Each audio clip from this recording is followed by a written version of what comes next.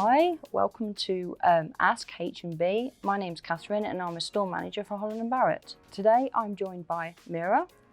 Hi, I'm Meera Bhogal and I've spent the last 5 years sharing my lived experience to raise awareness about menopause. So as we're going through all the changes with the menopause, do we really need to focus more on our diet and our nutrition?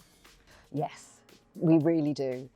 We can often find that certain foods that we were eating before, we can't eat anymore because we get bloating, or we might be even becoming intolerant to things that we, like dairy and wheat, for example, for me was a big one. Because of those reasons, we do really need to think about what we're eating and how we're eating, and making sure we're really focusing on the nutrition that we're getting out of our food. So the way I kind of look at it as well, Katherine, actually, is I sort of use this for myself, but also for the women that I help.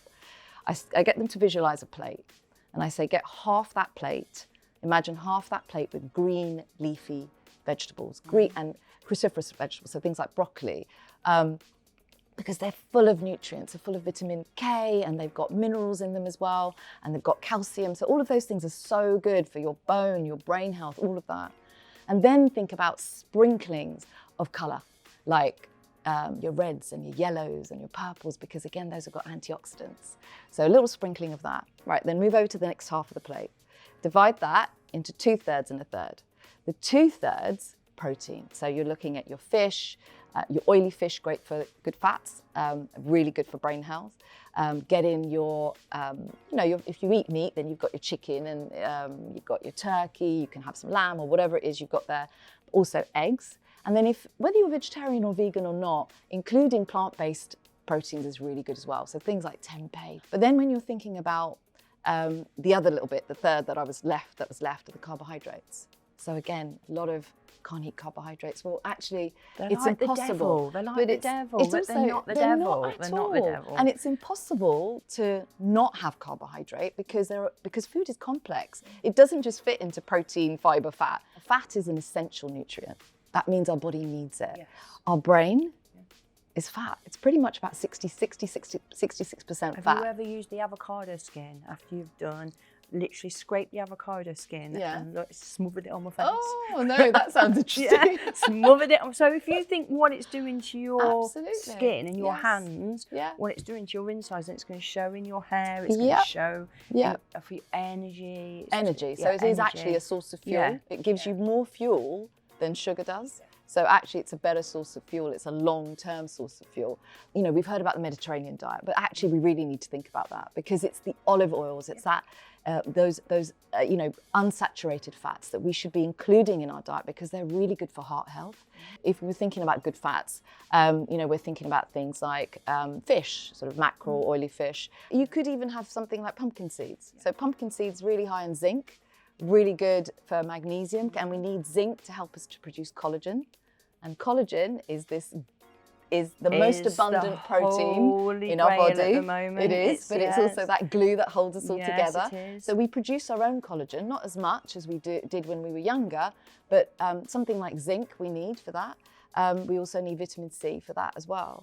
But magnesium is super important for digestion, and it's really important for recovery with your muscles and sleep as well. There is a blended form of all your walnuts or your flax seeds and everything. Yes, they're the best. So they're great for your gut health. They're great for your for your protein, your fiber, and your fat. So they're a really good thing to include. Grind them up, as you said.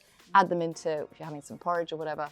Absolutely brilliant as well. So I have a lot of customers coming in to Holland Barrett talking about menopause and gut health. So the gut bacteria are really quite sensitive, and the things that destroy the gut bacteria, the good gut bacteria, poor sleep, anxiety, lack of exercise and movement, alcohol.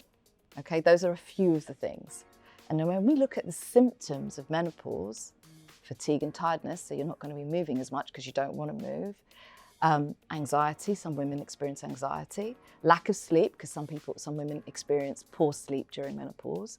And then also that craving of sugar and wanting to eat those different types of foods.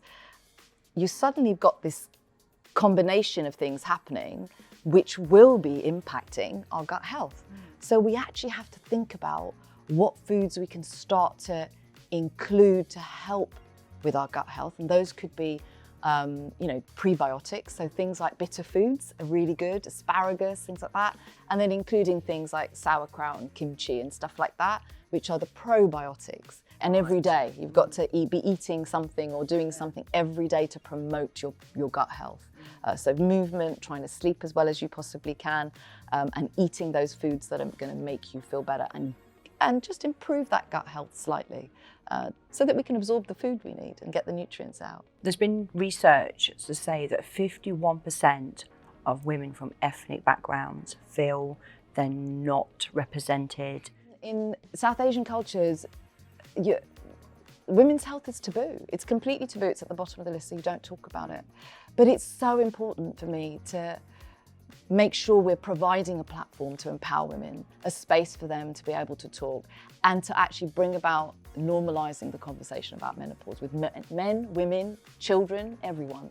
Well, thanks for sharing your knowledge and your advice, Meera. It was absolutely brilliant. I've gained a lot myself, learned a lot myself. I'm going to go home tonight and change a few things, so thank you. I really appreciate that. Thank you. I'm sure other people will. Thanks, Katherine. You're welcome.